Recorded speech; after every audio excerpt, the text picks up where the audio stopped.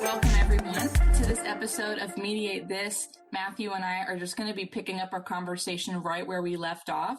In the parenting plan, last couple episodes, we talked about transportation in-state as well as foreign and out-of-state travel, as well as transportation and exchange. So, Matthew, our next section here, according to your document, is designation for other legal purposes.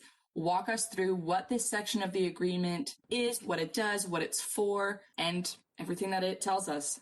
Okay, so this just depends on their time-sharing schedule. So if they have a time-sharing schedule where one of the parents has the majority, and it doesn't matter, it could be 51-49, right? Like if they have the majority time-sharing, then we simply say that the children named in the parenting plan are scheduled to spend more overnights per calendar year with the mother or with the father. That's it. And the language says this section is solely for the purpose of state and federal laws. Not sure what state and federal laws this pertains to, but we do have to have it in the parenting plan. And then it says it's got a sentence that says the mother and father understand that there's no primary or secondary designation in the state of Florida.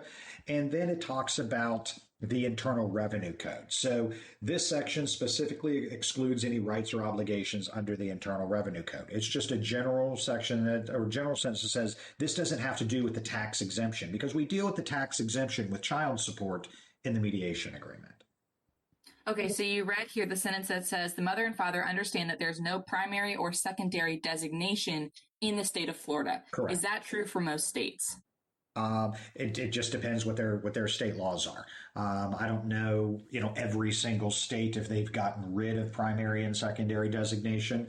But now that sentence I will delete if I'm doing an out of state or out of country mediation, which I have, because it doesn't matter. I mean, but that's there for clarity purposes in Florida, being that most people come into mediation knowing that we used to have primary and secondary designation. So when we're talking about designation for legal purposes, it's a clarifying sentence that reminds them that even though we're designating for legal purposes, nobody's primary or secondary. We don't have that in Florida.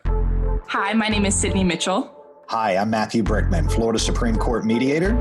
Welcome to the Mediate This podcast, where we discuss everything mediation and conflict resolution.